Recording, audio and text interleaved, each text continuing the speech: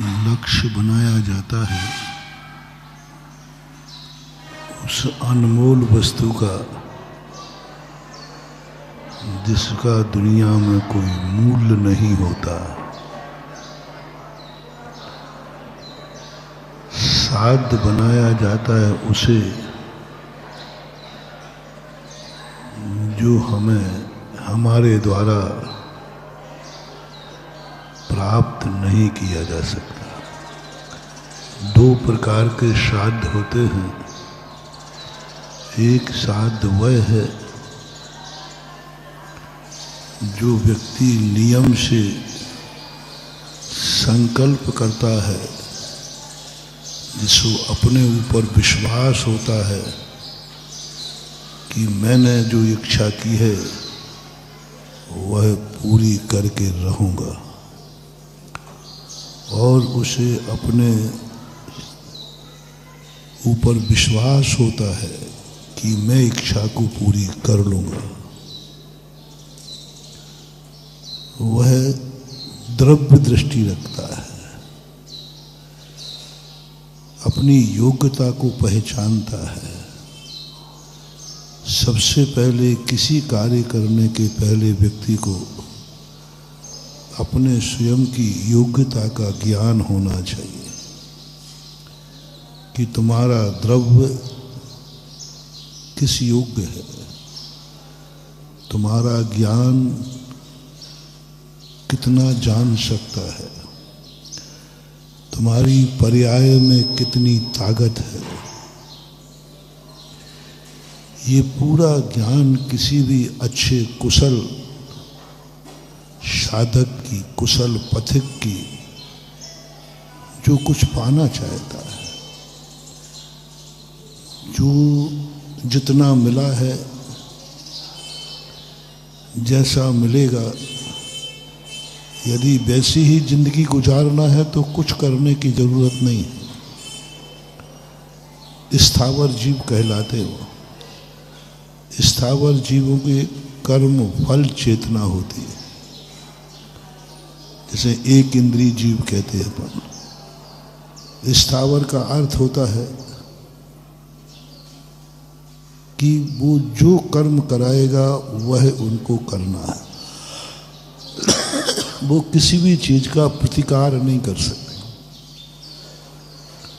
संकट आएगा, वो संकट को दूर भी नहीं कर पाएंगे,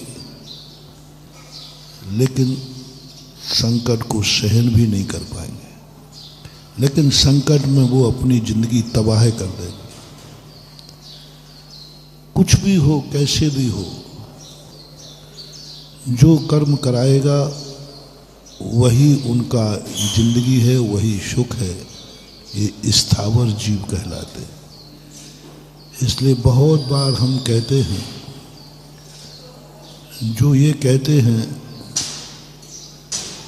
समय से पहले और भाग्य से ज़्यादा किसी को कुछ मिलता नहीं है, ये स्थावरों का लक्षण है। समय से पहले और भाग्य से ज़्यादा कुछ मिलता नहीं है, ऐसा सोच जिनका है वे कभी कुछ नहीं कर सकते। कुछ नहीं कर सकते। जिंदगी का सबसे अशुभ विचार है। किसी कार्य को प्रारंभ करते समय, जिंदगी को प्रारंभ करते समय, सुबह उठते समय, किसी भी कार्य को प्रारंभ करते समय यदि ये भाव आ गया कि समय से पहले और भाग्य से ज़्यादा कुछ मिलने वाला, समझ लेना तुम्हारी जिंदगी का सबसे बड़ा अपशकुन हो गया। आप तुरंत बैठ जाइए, कुछ भी कार्य करने का मन मत बनाइए। तुम्हारी आत्मा ने ही गवाही दे दिया, समय से पहले भाग्य से। अब काय को पुरुषार्थ कर रहे हो? समय से पहले कुछ मिलने वाला, भाग्य से ज़्यादा कुछ। अब कुछ मत करो, अब हाथ पे हाथ रखे बैठो। यही स्थावर का विचार होता है। ये स्थावर बनने वाले जीवों के लक्षण होते हैं। या तो वो स्थावर पर्याय से आया है या स्थावर पर्याय में जाएगा, क्योंकि सुबह उठ करके उसको ये विचार हो गया आज क्या होगा, आज का दिन कैसा निकलेगा। बोले समय से पहले और भाग्य से ज़्यादा तो कुछ मिलता नहीं है, कुछ नहीं कर पाओगे, शाम को ज्यों कहते हो खाली लौटोगे। ये बात शाम को कहना है, सोते समय। कोई वाक्य निरर्थक नहीं है। सुबह करना कोई वस्तु सुबह अशुभ है और शाम को शुभ है। यही वाक्य शाम को कहना है जब तुम सारे पुरुषार्थ करके लौटे।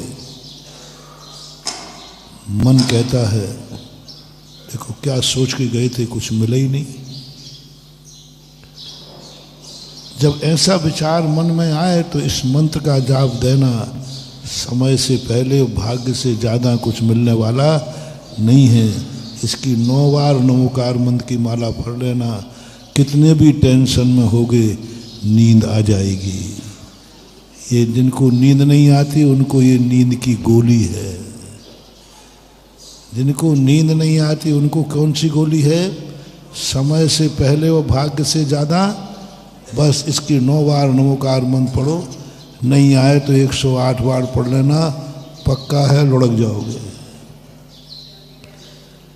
लेकिन नींद की गोली शाम को खाओ तो ठीक है, तुम तो सुबह खा रहे हो।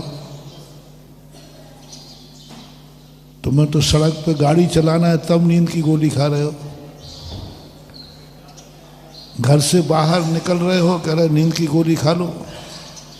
नींद की गोली कब खाना है? जब विश्राम करना है। विश्राम करना है तब ये गोली खाओ कि भाग्य से ज़्यादा समय से पहले कुछ नहीं मिलता है। ये सबसे बड़ा सूत्र, बहुत बड़ा सूत्र है, अचूक गोली है शांति के लिए, विश्रांति के लिए। लेकिन जब श्रम करना हो, प्रातःकाल श्रम के सूत्र पढ़ो, संध्या काल विश्राम के सूत्र पढ़ो। प्रातःकाल श्रम उत्साह दिलाने वाले, कुछ नहीं, क्या भाग क्या किस्मत होता है, मैं जो करूंगा वह होगा, यह श्रम सूत्र है। श्रम सूत्र का समय है प्रातःकाल। श्रम सूत्र का समय है किसी कार्य को शुरू किया है, श्रम करना है। जय जिनेंद्र। अगर आपको मेरी वीडियो अच्छी लगती है तो प्लीज़ मेरे चैनल को सब्सक्राइब करिए, लाइक करिए, शेयर करिए। इसी तरह से अपना प्यार मुझे देते रहिए।